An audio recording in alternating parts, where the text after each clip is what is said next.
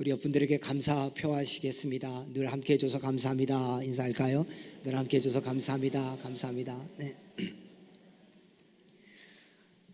저희 교회 부임해서 제가 처음으로 3.1절에 관한 설교를 하는데, 그러기 위해서 독립기념관에서 발행하는 그런 월간지도 제가 들어가서 봤습니다.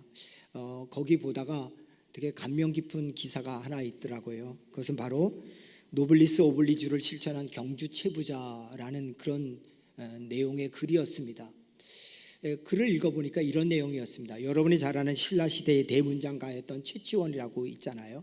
그의 후손들에 관한 얘기인데, 그의 후손들이 17대 손인 최진립과 그의 아들 최동량 때부터 큰 재산을 모아서 28대까지 최준에 이르기까지 무려 12대에 걸쳐서 300년 동안이나 엄청난 부자의 집안으로 지냈던 그런 최부잣집에 대한 얘기였습니다. 근데 부자가 3대 이상 가지 못한다는 소리가 있는데 어떻게 이렇게 12대까지 엄청난 부자로 살았는가 하는 내용을 적어놨는데, 거기에 6가지 가훈을 그들이 잘 지켰기 때문이라는 겁니다.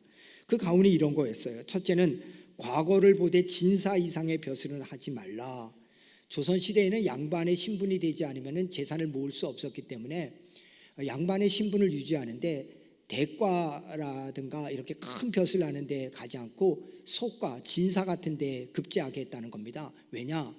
권력도 가지고 재물도 가지게 되면 부패하게 된다는 겁니다. 그렇기 때문에 우리는 최소한의 신분만 유지하는 것을 하고 우리는 돈이 있으니까 권력은 탐하지 말자, 이런 뜻이었겠죠.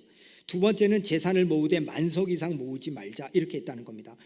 엄청난 땅이 있었기 때문에 얼마든지 재산을 모을 수 있었지만은 우리는 만석 이상 모으지 않겠다. 그래서 그 당시에 소작인들에게는 70에서 80%를 거둬들였다는 거죠. 그러니까 그들에게 20-30%만 주고, 근데 이 경주 최부자는 무려 50%에서 60%를 소작인들에게 줬다는 겁니다. 그리고 본인은 50% 내지 40%만 가졌다는 거죠. 그러니까 엄청난 특혜를 준 거죠. 세 번째는 손님이 찾아오면 후하게 대접하라. 그래서 1년에 소장료가 한 3,000석, 한 6,000가마 되는 거죠. 그 중에서 1,000석 정도만 자기네가 쓰고 2,000석은 손님 대접하는 데 썼다는 겁니다. 네 번째 가훈은 흉년에는 땅을 사지 말라. 이웃이 어려울 때 그걸 이용해서 내 재산을 늘리지 말자, 이렇게 얘기했다는 거죠. 다섯 번째 가훈은 며느리들은 시집 온 뒤 3년 동안 무명옷을 입어라. 엄청난 부잣집이었지만은 와서 3년 동안 근검 전략하는 걸 배우게 하기 위해서 그렇게 했다는 겁니다. 여섯 번째 가훈은 뭐냐? 사방 백리 안에 굶어 죽는 사람이 없게 하라. 여러분, 손님 대접하는 거 외에도 사방 백리니까 몇 킬로죠? 40킬로잖아요. 그러니까 동서남북으로 40킬로 되는 지역에 한 사람도 굶어 죽는 사람이 없어야 된다. 그건 우리 집안 책임이다. 그렇게 얘기하면서 그들을 섬겼다는 것입니다. 특히 경주 최부자 집의 마지막 최부자로 알려진 사람이 최준이라는 사람인데요. 이 사람은 일제강점기 때 지내던 분이었죠. 그런데 이분에게 안희재라는 분이 찾아왔다는 겁니다. 안희재라는 분은 백산이라는 호를 가지고 있는데, 이분이 백산상회라는 그런 무역회사를 하고, 그건 이제 독립군에게 자금을 주기 위해서 만든 그런 회사였던 거죠. 그래서 이 안희재라는 분이 저 최준 선생을 찾아가서 선생님이 부자니까 독립군들을 위해서 우리들이 자금을 조달하는데 이 일을 좀 도와줬으면 좋겠다, 그렇게 말씀드렸더니 이분이 자기의 재산을 이 안희재라는 분에게 이렇게 줘서 독립군에게 전달하도록 그렇게 했다는 겁니다. 그런데 이 안희재라는 분이 1942년 일제에 잡혀서 엄청난 고문을 당하다가 43년에 병보석으로 출감했는데 3시간 만에 58세의 나이로 순국했습니다. 그리고 45년에 해방이 된 다음에 이 여러분이 잘 아는 김구 선생님이 경교장에서 이 최준 선생을 불렀습니다. 부른 다음에 그분에게 안희재와 그가 보냈던 내용을 장부로 다 기록해가지고 이 최준 선생에게 보였습니다. 그 내용이 다음 그림에 있는 저 그림입니다. 그래서 그러면서 이 김구 선생이 이분한테 이렇게 얘기했습니다. 최 선생, 그동안 수고가 많으셨어요. 가산을 탕진하면서까지 저희 임시정부에 독립운동 자금을 보내주셔서 감사합니다. 3천만 동포가 최 선생의 공로를 치하하여 우러러 볼 거예요. 이 장부는 상하이 임시정부에 자금을 보내준 사람들과 그 자금 내역을 기록한 명세서입니다 하고 보여줬습니다. 그러자 이 최준 선생이 안희재를 통해서 보낸 그 저 장부의 내용을 다 보다가 깜짝 놀랐습니다. 왜냐하면 자기가 안희재에게 준 돈이 한 푼도 빠지지 않고 전부 다 보내졌기 때문입니다. 이 사실을 확인한 다음에 경고장 2층 마루로 나가서 안희재 씨가 있는 무덤에다가 최준 씨가 큰 절을 하며 목 놓아 울었다고 합니다. 그러면서 이렇게 얘기했다고 합니다. 백산, 나를 용서해 주게. 내가 자네에게 건네준 돈의 절반이라도 상하이 임시정부에 전해진다면 다행이라고 여겼는데, 그런데 어떻게 자네는 한 푼도 빼먹지 않고 나라의 독립을 위해서 이렇게 다 보냈단 말인가. 내가 마음으로만 자네에 대해서 조금이라도 이상하게 생각했던 점 너무너무 미안하네. 그러면서 목 놓아 울었다는 겁니다. 그리고 자기가 가지고 있는 재산 전부 다를 경상도 지역에다가 대학을 설립하는 것을 위해서 내놓았는데 그 대학이 영남대학교라고 그럽니다. 저는 이 글을 읽으면서 야, 참 근사하다. 최준이라는 분, 안희재라는 분, 저런 분들을 보면서 나도 저렇게 좀 근사한 삶을 살았으면 좋겠다. 그리고 정말로 우리나라에, 그리고 우리 교회에 이렇게 근사한 성도들이 많았으면 좋겠다. 자기 것을 자기 것이라 여기지 않고 옳은 데 쓸 줄 아는 그런 나눔의 사람들이 있다는 것이 얼마나 복된 것인가, 그런 생각을 해봤습니다. 그러면서 그림 하나가 생각났는데, 안누이 지로대가 그린 대홍수라는 그림입니다. 저 그림은 엄청난 대작이죠. 왜냐하면 4m 정도의 크기가 되니까.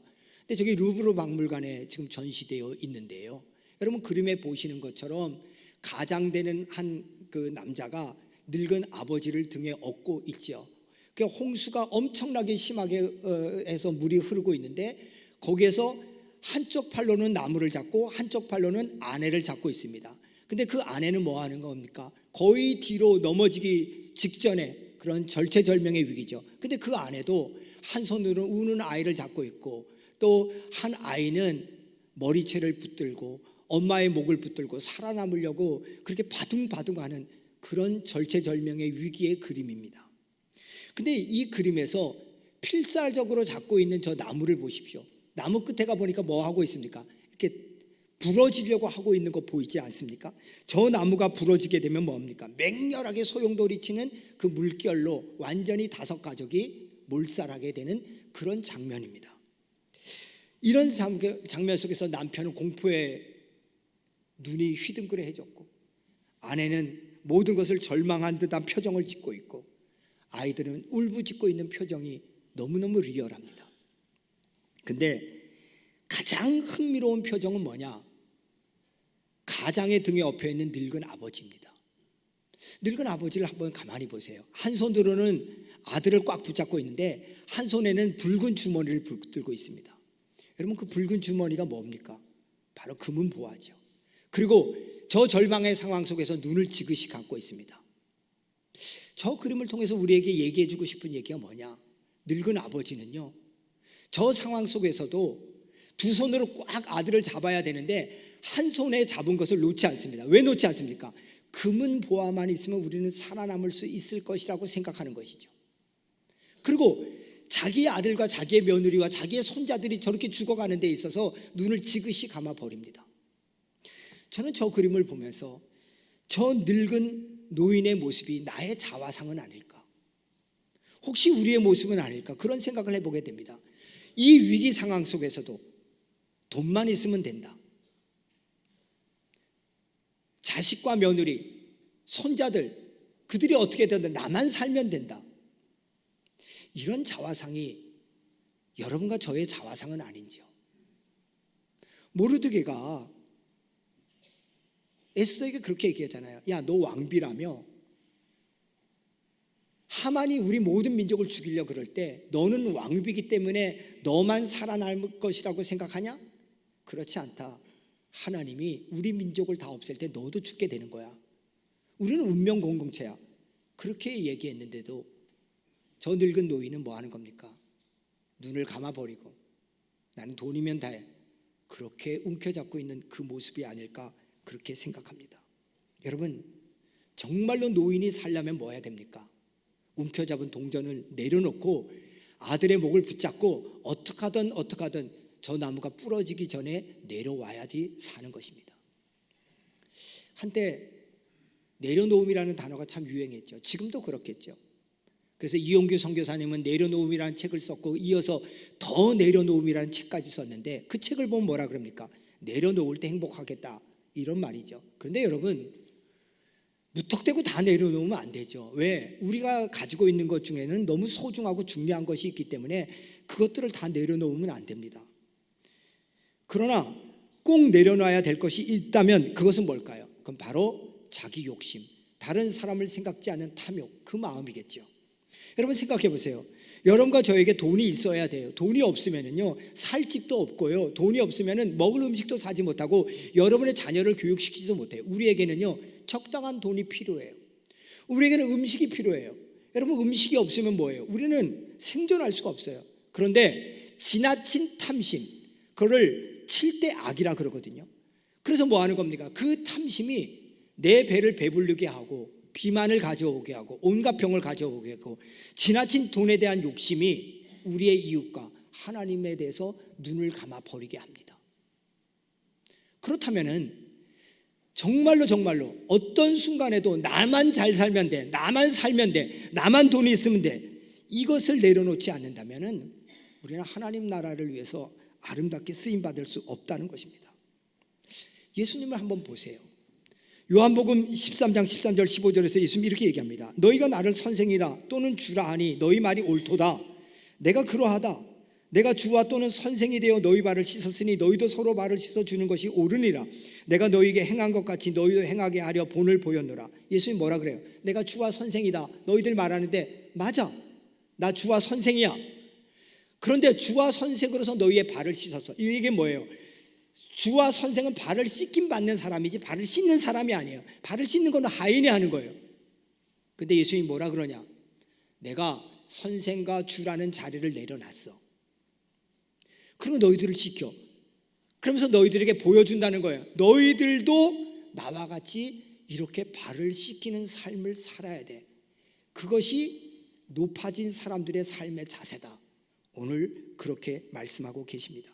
그런데요, 예수님의 내려놓음은 주와 선생 정도의 차원이 아닙니다. 빌립보서 2장 6절에서 8절에 보니까 그는 근본 하나님의 본체시나 하나님과 동등됨을 취할 것으로 여기지 아니하시고 오히려 자기를 비워 종의 형체를 가지고 사람들과 같이 되셨고 사람의 모양으로 나타나사 자기를 낮추시고 죽기까지 복종하셨으니 곧 십자가에 죽으십니다.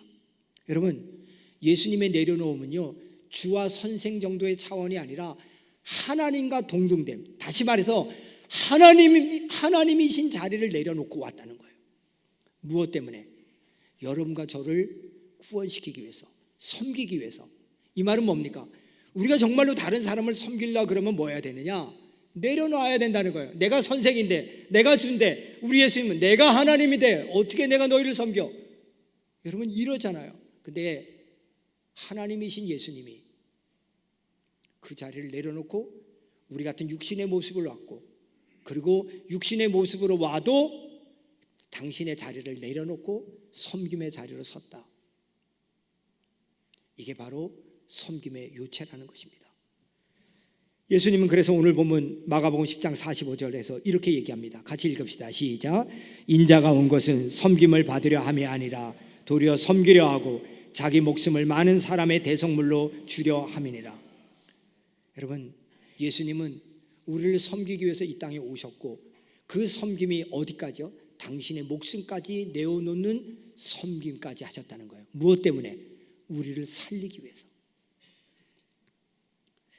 여러분, 그렇기 때문에 여러분들이 정말로 우리가 섬기다, 다른 사람을 배려한다, 다른 사람을 살리고 싶다, 그러면 우리들이 가진 것을 내려놓을 줄 알아야 됩니다. 제가 이렇게 말씀드리면 여러분들은 목사님, 내려놓을 게 있는 사람은 좋죠. 저는 돈도 없고 배운 것도 없고 뭐 그런데요. 근데 여러분, 정말 여러분과 제가 내려놔야 될 게 뭔지 아세요? 우리의 더러운 자아예요. 우리 모두는요, 내 성질, 내 성품, 내 자아 이걸 내려놓지 않으면 안 돼요. 왜 많은 사람들이 신앙생활 하다가 신앙생활에서 벗어나는지 아세요? 이러면 자존심이 상한다는 거예요. 내가 이렇게 대우받을 사람이 아닌데 왜 내가 이런 대우를 받아야 되냐는 거예요. 그게 없어지지 않으면 그 섬김은요, 굉장하게 우리 주님이 힘들어하는 섬김이에요. 여러분, 우리 마리아와 마르다 얘기 잘 알잖아요. 여러분, 마르다는 섬김의 아주 대장이잖아요. 예수님이 딱 오시자 마르다는요, 음식 준비하느라고 바빠요. 근데 마리아는요, 섬기지 않고요, 예수님 발치에서 말씀을 듣고 있네요. 그러니까 예수님한테 마르다가 화가 나서 얘기해요. 아우, 예수님, 쟤도 좀 섬기도록 좀 해주세요. 근데 예수님이 마르다를 칭찬하지 않고 마리아를 칭찬하네요. 왜 그랬을까요? 우리 이렇게 생각해요. 말씀이 더 귀하기 때문에 그렇다. 맞는 말이죠. 그런데 전 좀 다르게 생각하고 싶어요. 무슨 얘기냐? 왜 마르다가 예수님을 불편하게 했느냐? 마르다는 자아가 살아있는 섬김을 했기 때문이에요. 무슨 얘기냐? 예수님, 나는 이렇게 섬기는데 쟤도 나처럼 섬기게 해주세요. 무슨 얘기예요? 자아를 내려놓지 않은 섬김, 오히려 그 섬김을 통해서 칭찬받고 싶어하는 섬김, 그 섬김이 예수님을 불편하게 하더라는 거예요. 사랑하는 여러분, 여러분과 저는 어때요? 만약에 찬양팀이 찬양을 하는데 와, 우리가 이렇게 찬양하는 거 사람들이 알아줘야 돼, 거기에 관심이 있으면 뭐예요? 그 섬김은 낮아진 섬김이 아니잖아요. 섬김을 통해서 내가 높아지기 위한 섬김이잖아요. 오늘 예배는 어떠세요? 예배는 하나님이 받으신다면서요. 여러분들이 하나님 앞에 예배 드릴 때 온 마음과 뜻과 정성을 다해서 예배를 드린다면서요.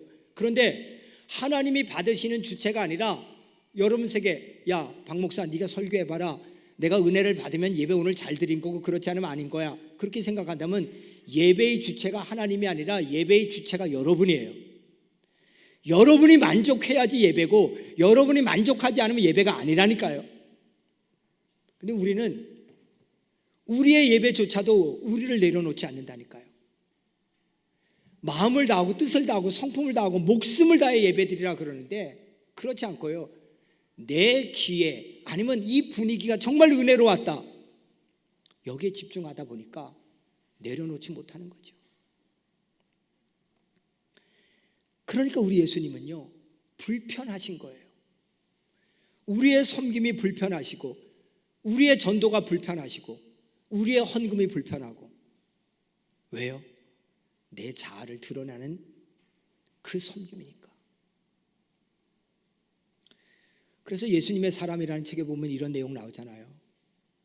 어떤 목사님이 은퇴하신 다음에 내가 목회하면서 집을 바치는 사람, 땅을 바치는 사람, 심지어 피를 뽑아서 헌금하는 사람도 봤는데 자기 성질 바치는 사람은 거의 못 봤다.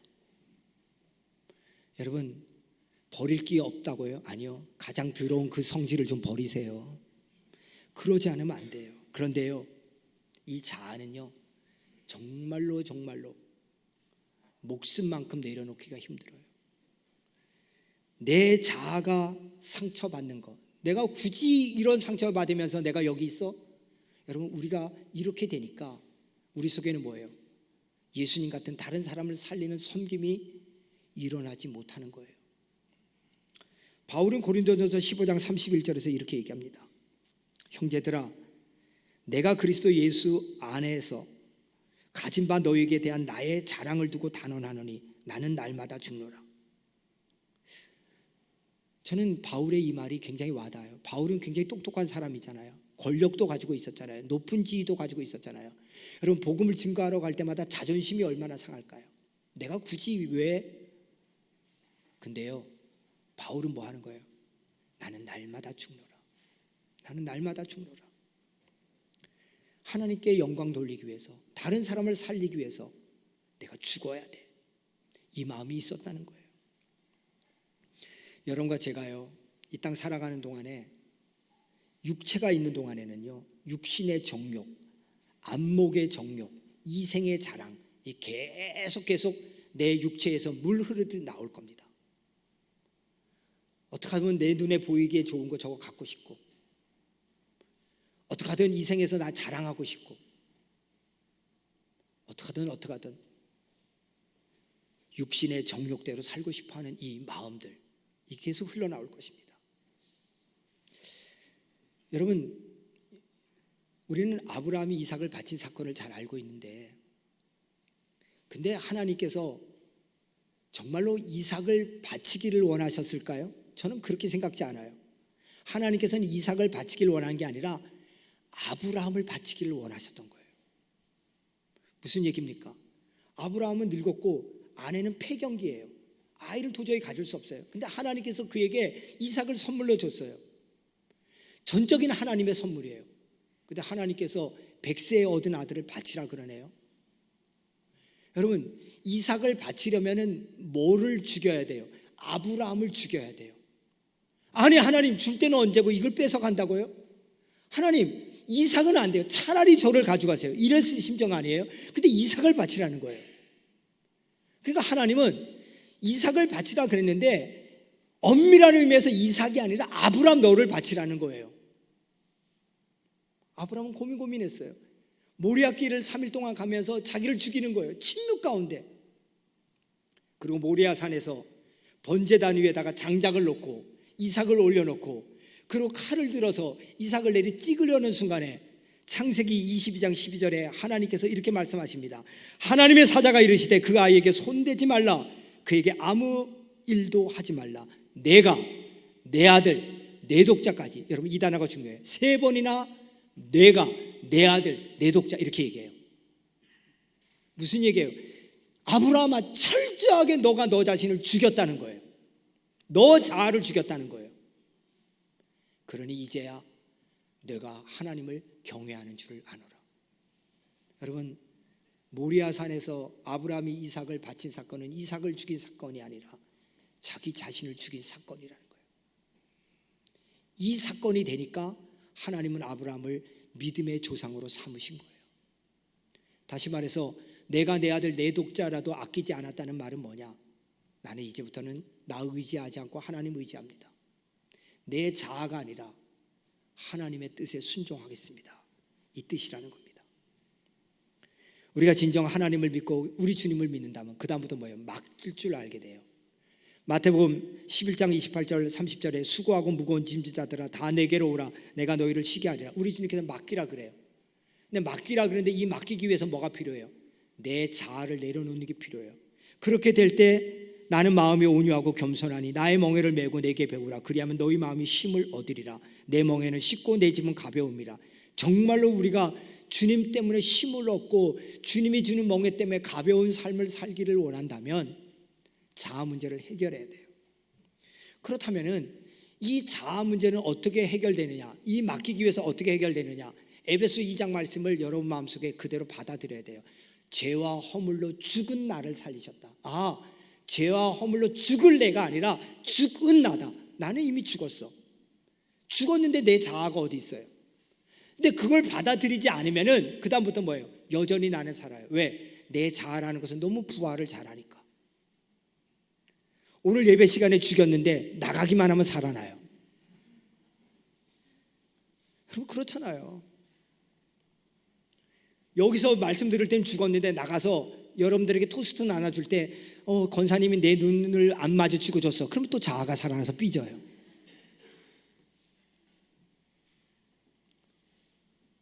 여러분 솔직히 이 자아라는 게 얼마나 무섭는지 아세요? 자녀들을 위하는 마음에도 자아가 살아나요. 우리 자녀들 보면서 좋은 대학도 가고 싶고 좋은 직장도 얻고 좋은 배우자도 만나기 원하는 게 당연히 부모의 마음이죠. 그런데 이 아이가 잘 되기 위해서 한다는 말은 하지만은 그 내면 속에 뭐가 있습니까? 그 집 자녀는 좋은 대학도 가고 좋은 직장도 얻었고 좋은 결혼도 해서 다른 사람이 부러워할 나, 여기에 집중한다니까요. 그렇게 되면 뭐 하는 거예요? 여전히 내 아들도 내 딸도 내 자아의 도구로 전락해 버리게 되는 거죠. 그렇기 때문에 다른 사람이 나를 어떻게 보느냐가 아니라 나는 죽었기 때문에 그 죽은 나를 위해서 사신 예수님이 내 속에 계시기 때문에 예수님의 관점에서 어떻게 바라보느냐, 이 눈이 열리지 않으면 우리는 섬길 수 없다는 거예요. 그러면 오늘 여러분들이 사순절 둘째 주를 맞이해서 예수님께서는 하나님됨도 내려놓고 이 땅에 와서 자기를 종의 모습까지 낮춰가지고 우리를 위해 죽으심을 통해서 그 자아를 죽임을 통해서 우리를 섬겼어요. 뭘로요? 목숨까지 내놓고 섬겼어요. 그걸 통해서 살렸다면 그럼 오늘 제가 여러분들에게 도전하고 싶습니다. 여러분 예수 믿고 구원 받으셨습니까? 그럼 여러분 속에 예수님 계십니까? 그러면 여러분 아멘이라고 했으면은 이제부터는 여러분은 죽고 여러분 속에 예수님이 계시다면 예수님이 계신 자아가 예수님의 자아라면 정말로 우리는 섬길 수 있다는 거예요. 그래서 매일 선포해야 돼요. 나는 죽고 내 속에 주님 계시다. 그것이 되지 않으면 우리는 섬김의 단계로 나갈 수 없다는 거예요. 그게 안 되면은 내 옆에 있는 사람이 정말 귀하다, 내 부모님이 귀하다, 내 아들, 딸이 귀하다, 이게 느껴지지 않는 거예요. 저는 여러분들에게 옆에 있는 분이 귀하구나, 이렇게 섬기라고 주신 분, 이렇게 섬기라고 주신 부모님, 섬기라고 주신 자녀들, 섬기라고 주신 직장, 감사하구나, 이 고백이 이 사순절에 여러분과 저에게 있기를 주님의 이름으로 축원드립니다. 말씀을 마치겠습니다. 여러분들에게 한 사람을 소개시키면서 제 말씀을 마치려고 그러는데요, 대부분 읽으셨을 텐데 아직 읽지 못하신 분들은 꼭 읽으셨으면 좋겠습니다. 정연희 씨가 쓴 내 잔이 넘치나이다 하는 소설입니다. 그것은 실화를 바탕으로 쓴 책인데요, 이 책의 주인공은 맹의순이라는 청년입니다. 이 맹의순이라는 분은 실존의 인물인데 6.25가 발생됐을 때 북한에서 남한으로 피난을 오는데 중공군으로 오인돼 가지고 거제소의 포로 수용소에 갇혔습니다. 너무 억울하잖아요. 근데 이 청년이 조선신학교를 다녔는데 포로 수용소에 들어가면서 이런 생각을 했습니다. 하나님이 나에게 여기에 사명이 있어서 보낸 거구나. 그리고 그 포로 수용소에 광야교회를 세웠습니다. 광야교회를 세워가지고 병든 포로들과 중공군 포로들을 섬기는 일을 주로 했습니다. 너무 열악한 환경이었죠. 6.25 때 이 사건이니까요. 그렇게 섬기다가 결국은 쓰러져서 하나님의 부름을 젊은 나이에 받았는데요, 그의 장례식 때 중공군 포로들이 서명한 추모사가 낭독되었습니다. 여러분에게 읽어드리겠습니다. 맹의순 선생 영전에 드립니다. 평화의 왕자, 화평의 사도, 인애의 왕, 우리에게 사랑의 주인이셨던 맹의순 선생님이 가시다니 우리는 서로 말이 통하지 않던 이방인들이었습니다. 그가 우리 병동을 찾아오던 초기에 우리는 그를 경멸하고 무시했습니다. 그러나 그의 얼굴은 늘 온화했고 그의 행동은 희생과 헌신으로 한결같았습니다. 선생님의 한 손에는 성경책이, 다른 한 손에는 물통이 들려져 있었습니다. 선생님은 움직이지 못하는 환자를 골고루 만져주고 주물러 주면서 간절히 기도하였습니다. 우리는 그의 말을 알아들을 수 없었지만 그의 기도를 듣는 순간이면 기승을 부리던 고통이 사라지고 신음과 함께 목이 타서 잠 못 이루던 육체도 편안한 잠의 품에 안기게 되었습니다. 선생은 겨울이면 따뜻한 물로, 여름이면 시원한 물로 우리의 얼굴을 씻겨주었고 손을 닦아주었습니다. 때로는 발도 씻어주었습니다. 선생님이 쓰러지던 마지막 날 밤, 마지막 환자를 다 씻기고 선생은 일어나면서 눈물을 흘리며 눈물을 씻을 생각도 않고 시편 23편을 중국말로 더듬더듬 읽어주었습니다. 여호와는 나의 목자시니 내게 부족함이 없으리로다. 다 봉독하신 후에 높은 곳을 바라보며 다시 한번 말씀하셨습니다. 내 잔이 넘치나이다. 내 잔이 넘치나이다. 우리도 그의 얼굴을 보며 따라 외웠습니다. 내 잔이 넘치나이다. 내 잔이 넘치나이다. 이 말씀과 함께 마지막 환자를 씻겨낸 물통과 대야를 들고 일어나시다가 그대로 그 자리에 쓰러지셨습니다. 우리는 통곡했습니다. 염치 없는 우리가 선생을 돌아가시게 했다고 우리는 통곡합니다. 우리는 통곡합니다. 그러나 이제 우리는 맹 선생을 만나기 위해서라도 예수 안에 있어야 한다는 것을 깨닫고 있습니다. 그렇습니다. 우리는 이제 버려진 것이 아니라는 것을 알고 있습니다. 우리는 맹 선생과 함께 주님 안에 있습니다. 그러니 우리는 모두 통곡합니다. 거제리 포로수용소 중공군 병동의 환자 일동. 맹의순 선생은 26살이라는 젊은 나이에 하나님의 부름을 받았습니다. 그러나 그의 짧은 나이에도 불구하고 그의 삶은 온전히 예수님 닮은 섬김이었습니다. 오늘 우리가 이 자리에서 한번 생각해 볼 필요가 있습니다. 여러분과 저는 예수님의 섬김 때문에 구원받았는데, 그런데 우리는 예수님처럼 섬김의 자리 가지 않고 또 다른 사람에게 나를 섬겨라 이렇게 서 있지는 않는지요? 여러분, 여러분의 생의 중심은 예수님입니까? 아니면 여러분 자신입니까? 우리가 즐겨 부르는 복음성가 중에 내가 주인 삼은 모든 것 내려놓고 내 주 대신 주 앞에 나아가 내가 사랑했던 모든 것 내려놓고 주님만 사랑해.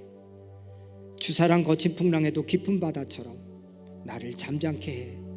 주사랑 내 영혼의 반석 그 사랑 위에 서리. 이 찬양을 부를 때 첫 번째 소절인 내가 주인 삼은 모든 것 내려놓고, 두 번째 소절인 내가 사랑했던 모든 것 내려놓고라는 찬양 부를 때 참 부끄럽습니다.